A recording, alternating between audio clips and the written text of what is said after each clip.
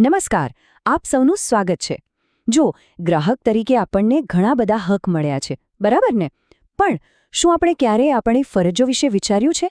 કહેવાય છે ને કે અધિકાર અને ફરજ એ તો એક જ સિક્કાની બે બાજુ છે.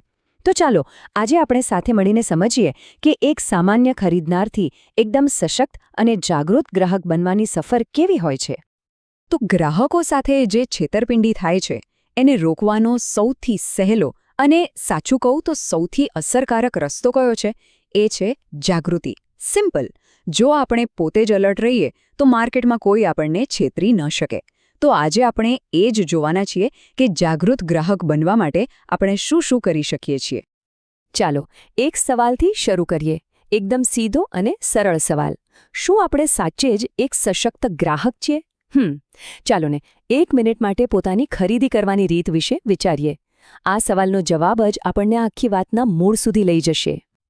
ઓકે, તો એક સ્માર્ટ ગ્રાહક બનવાની જે આખી પ્રોસેસ છે ને એ દુકાનમાં પગ મૂકતા પહેલાં જ શરૂ થઈ જાય છે. હા, સાચું સાંભળ્યું.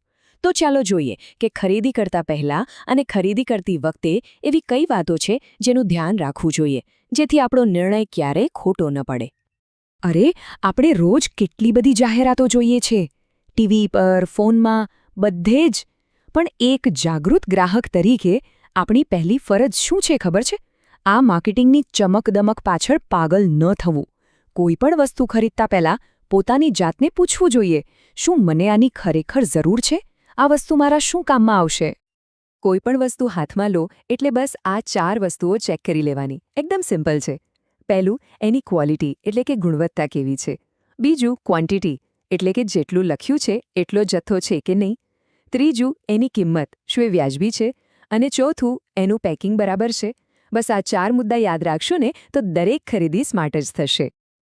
હવે આ એક એવી આદત છે જે નાની લાગે પણ છે બહુ જ કામની. ખાસ કરીને જ્યારે ખાવા પીવાની વસ્તુઓ, દવાઓ કે પછી કોઈ કોસ્મેટિક્સ ખરીદીએ ને ત્યારે એક્સપાયરી ડેટ ચેક કરવાનું તો ભૂલવાનું જ નહીં. સવાલ સીધો આપણા સ્વાસ્થ્ય અને સેફટીનો છે બોસ. હવે આ જે માર્ક્સ છે ને એ સમજી લો કે સરકાર તરફથી મળેલી ગેરંટી છે. જેમ કે કોઈ ઇલેક્ટ્રોનિક્સ આઇટમ લો તો એના પર ISI માર્ક છે કે નહીં એ જોઈ લેવાનું. ખેતીની કોઈ પ્રોડક્ટ હોય તો એના પર હશે AG માર્ક. સોના ચાંદીના ઘરેણાં પર HUID એટલે કે હોલમાર્ક તો હવે ફરજિયાત જ છે. ખાવાની કોઈપણ પેક્ડ વસ્તુ પર FSSAI નો લોગો અને પર્યાવરણને નુકસાન ન કરતી પ્રોડક્ટ્સ પણ ઇકો માર્ક. ટૂંકમાં આ નિશાન એટલે વિશ્વાસ.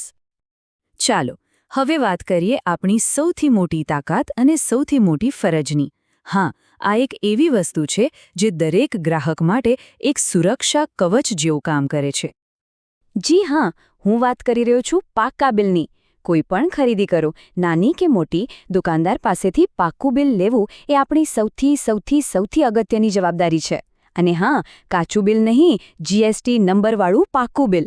આ વાત તો ગાંઠ બાંધી લેવા જેવી છે. અને જુઓ, આ વાત કેટલી સાચી છે. બિલ એ કોર્ટમાં સૌથી મોટો પુરાવો છે. માની લો કે ક્યારેક આપણી સાથે કોઈ છેતરપિંડી થઈ કે પછી ખરીદેલી વસ્તુ ખરાબ નીકળી તો ગ્રાહક કોર્ટમાં આપણી વાતને સાચી સાબિત કરનાર સૌથી મજબૂત સાક્ષી કોણ? આપણું પાક્કું બિલ. તો સવાલ એ છે કે બિલ આટલું બધું મહત્વનું કેમ છે? ચાલો સમજીએ. એક તો એ આપણી ખરીદીનો પાક્કો કાનૂની પુરાવો છે. એના વગર ફરિયાદ કરવી લગભગ અશક્ય છે. પણ વાત અહીં પૂરી નથી થતી. જ્યારે આપણે પાક્કું બિલ લઈએ છીએ ત્યારે આપણે વેપારીને ટેક્સ ભરવા માટે મજબૂર કરીએ છીએ. મતલબ કે આપણે કરચોરી રોકીએ છીએ અને એનાથી સીધો ફાયદો આપણા દેશના અર્થતંત્રને થાય છે. તો આપણું એક બિલ દેશને મજબૂત બનાવે છે. તો શું વસ્તુ ખરીદી લીધી એટલે આપણી ફરજ પૂરી? ના, જરાય નહીં. એક જાગૃત ગ્રાહકની જવાબદારીઓ તો ખરીદી પછી પણ ચાલુ રહે છે.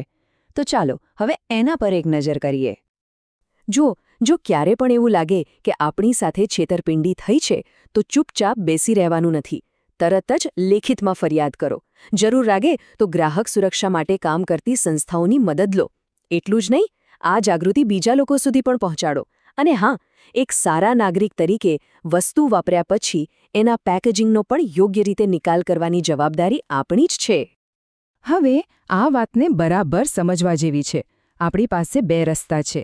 કાં તો ફરિયાદ કરવી, કાં તો બધું ભૂલી જવું. જો આપણે ફરિયાદ કરીએ તો આપણે બીજા ઘણા ગ્રાહકોને છેતરાતા બચાવીએ છીએ, પણ જો આપણે ચૂપ રહીએ તો આપણે એ જ બેઈમાન વેપારીને બીજાને છેતરવાની હિંમત આપીએ છીએ. પસંદગી આપણી છે. તો આટલી બધી વાતચીત પછી આખી ચર્ચાનો સાર શું છે? એ સાર આ એક જ વાક્યમાં સમાયેલો છે. અને આ ખાલી એક નારો નથી, એનાથી ઘણું વધારે છે. જાગો ગ્રાહક જાગો. બસ આ દરેક ગ્રાહક માટે એક મંત્ર જેવું છે. આ સૂત્ર આપણને એક સામાન્ય ખરીદનારથી એક સક્રિય, સશક્ત અને જાગૃત નાગરિક બનવાની પ્રેરણા આપે છે. તો હવે આ બધું જાણ્યા પછી સવાલ એ છે કે હવે પછી જ્યારે આપણે કંઈ ખરીદવા જઈશું ત્યારે આમાંથી કઈ ફરજ છે જે આપણે ચોક્કસપણે નિભાવીશું? યાદ રાખજો, આપણો એક નાનકડો પ્રયાસ પણ આખા બજારને વધુ સારું અને વધુ પ્રમાણિક બનાવી શકે છે. આના પર વિચારજો જરૂર.